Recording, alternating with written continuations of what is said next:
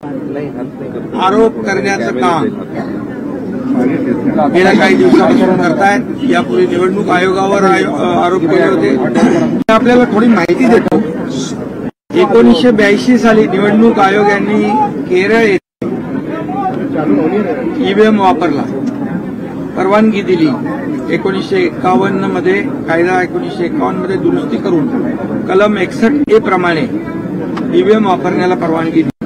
त्यानंतर सातत्याने अनेक राज्य, मग दिल्ली विधानसभा असेल, तामिळनाडू, केरळ, पश्चिम बंगाल या सर्व ठिकाणी ईव्हीएम वापरला।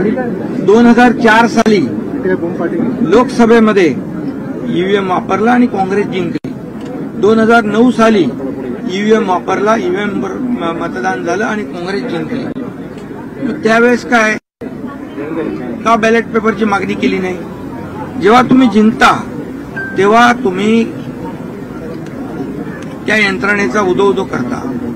दुसरी गोष्ट, या ठिकाणी 2014 ला एनडीए जिंकलं, 2004-2009 ला काँग्रेस जिंकलं होतं आणि आता तर त्यांचेच मित्रपक्ष आणि त्याबरोबर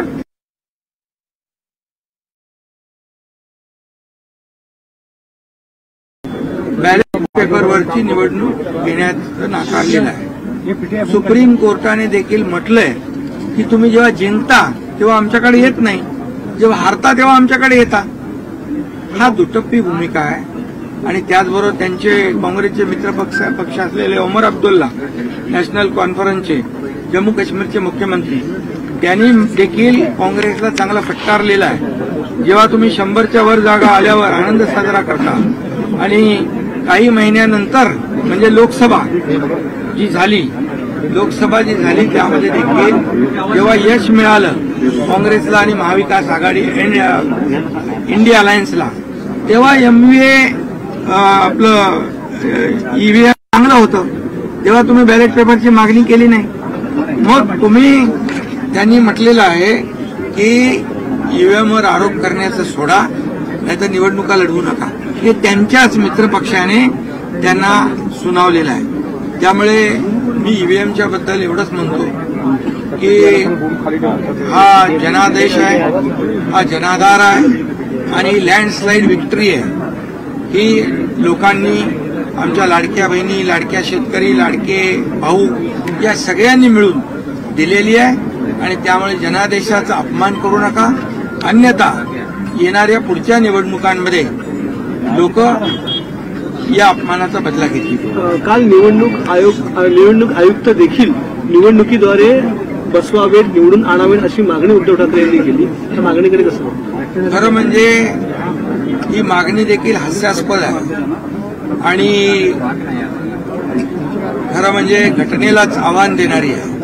भारतरत्न डॉक्टर बाबासाहेब आंबेडकरच्या घटनेने हे सर्व निर्णय घेतलेले आहेत आणि म्हणून एक प्रकारे बाबासाहेबांच्या घटनेचा अपमान आहे। खरं म्हणजे ही पदं जी आहेत, ही जी काही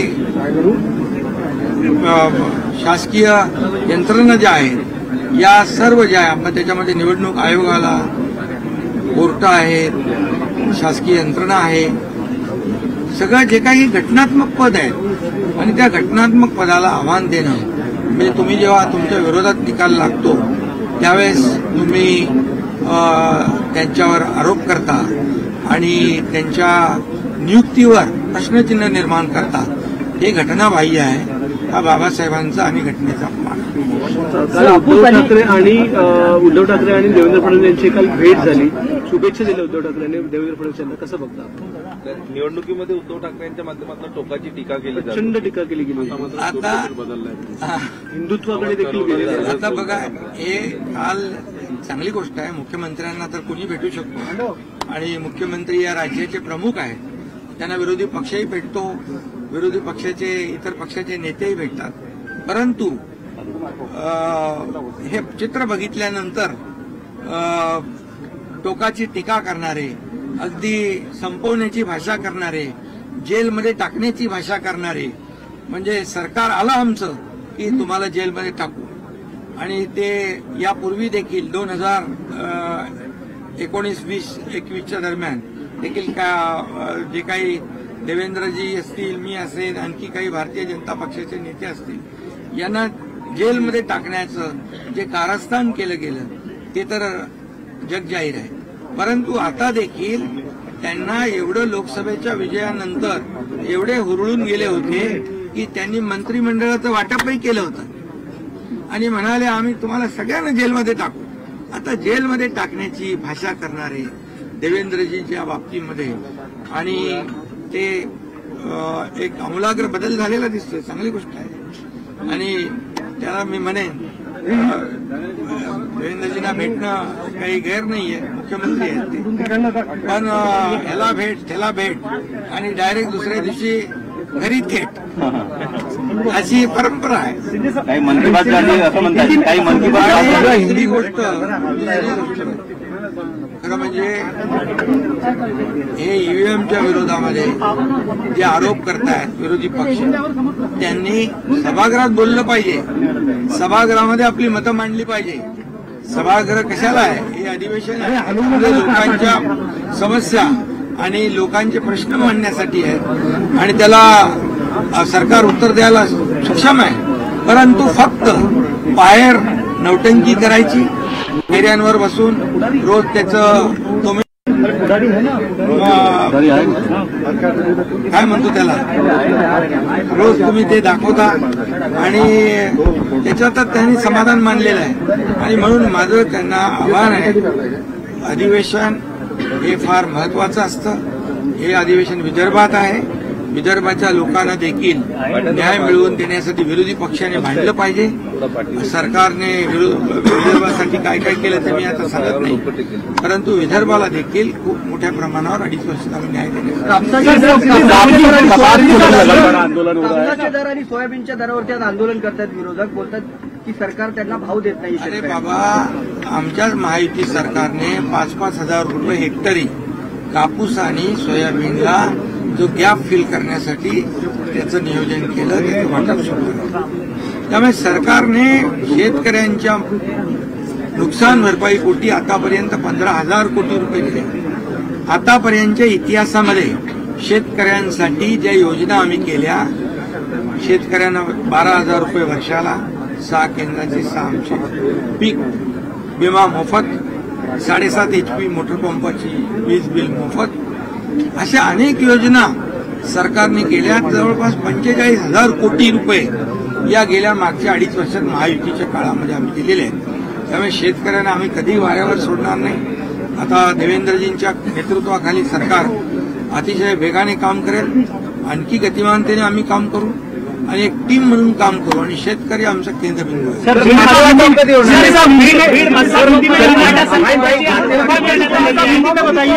मराठा समाजाच्या सरपंचाची निर्घुणपणे हत्या करण्यात आलेली आहे. त्याचा थेट आरोप जो आहे तो धनंजय मुंडे यांच्या निकटवर्ती असलेले वाल्मिक कराडांवरती जातोय. मराठा समाजासाठी सातत्याने तुम्ही काम केलेलं आहे, तुम्ही आंदोलनं केली, तुम्ही आरक्षणासाठी या बाबतीमध्ये चर्चेला अध्यक्षांनी संधी दिलेली आहे आणि मुख्यमंत्री महोदय स्वतः या घटनेच्या बाबतीमध्ये चर्चेला उत्तर देणार आहेत.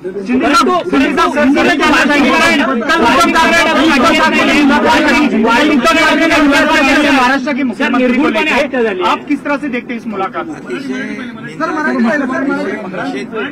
निषेधार्ह आणि दुःखद घटना आहे आणि माणुसकीला काळीमा फासणारी आहे. त्यामुळे त्याच्यावर सरकार गंभीर आहे. अनेक लोकांना अटक झालेली आहे. आणखी जी काही कोणी कायद्यापेक्षा कोणी मोठा नाही आहे, कायद्यासमोर सगळे समान आहेत आणि या बाबतीमध्ये मुख्यमंत्री स्वतः या बाबतीत सगळं होईल का? मुख्यमंत्री से मिले खातेवाटप जाहीर झालं, याच्यावरून देखील विरोधक बोलतात की आम्हाला प्रश्नांची उत्तर कोण देणार, अजून खातेवाटप जाहीर. अरे मुख्यमंत्री, दोन्ही उपमुख्यमंत्री सक्षम आहे. तुम्हाला काय उत्तर पाहिजे? तुमच्या सगळ्या प्रश्नांना उत्तर द्यायला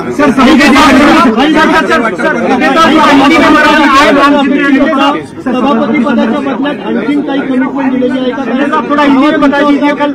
पहिल्या महिला सभापती होणं अपेक्षित आहे. आम्ही महायुती म्हणून काम करतोय. कुठलंही पद, हे पद मला पाहिजे, ते पद त्यांना पाहिजे, पदांसाठी आमची भांडणं नाहीत. पदांसाठी कुठलाही संघर्ष नाही. पदांसाठी कुठं संघर्ष होता तुम्हाला माहित आहे. मुख्यमंत्री पदासाठी, मंत्रिमंडळासाठी म्हणजे त्यांचं खातेवाटप पण झालं होतं निवडणुकीचा निकाल लागायच्या अगोदर. त्यामुळे आम्ही महायुती म्हणून काम करतोय. आम्हाला कुठलं पद मिळालं यापेक्षा आमच्या नवीन सरकारमधून या महाराष्ट्राला काय मिळणार आहे, महाराष्ट्रातल्या